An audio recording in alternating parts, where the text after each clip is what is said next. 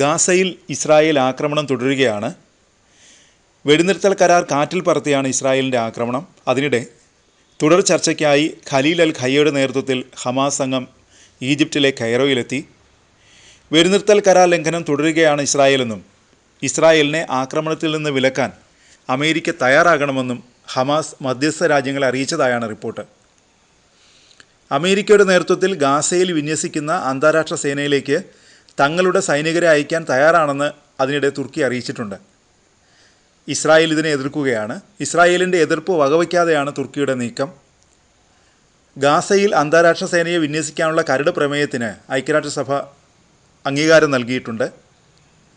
October 10 വെടിനിർത്തൽ കരാർ പ്രാബല്യത്തിൽ വന്ന ശേഷം ഇസ്രായേൽ കുറഞ്ഞത് 497 തവണയെങ്കിലും വെടിനിർത്തൽ കരാർ ലംഘിച്ചെന്നാണ് റിപ്പോർട്ട്.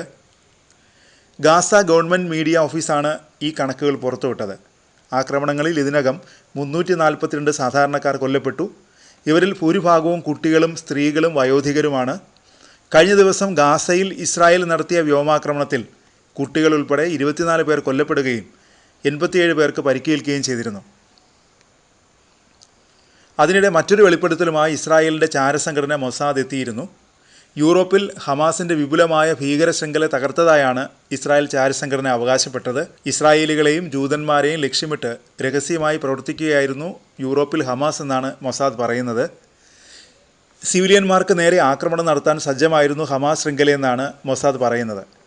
ആക്രമണം നടത്താനായി ഹമാസിൻ്റെ ഉന്നത നേതൃത്വത്തിൽ നിന്നുള്ള ഉത്തരവ് കാത്തിരിക്കുകയായിരുന്നു ഇവരെന്നും മൊസാദ് അവകാശപ്പെടുന്നു. യൂറോപ്പിലുടനീളം ഭീകരാക്രമണത്തിനായി ചെറു സംഘങ്ങളെ ഹമാസ് സജ്ജമാക്കിയിരുന്നെന്നും മൊസാദ് പറയുന്നുണ്ട്. ഇതിനായി ആയുധങ്ങൾ ശേഖരിക്കുകയും ചെയ്തിരുന്നതായി മൊസാദ് വ്യക്തമാക്കി.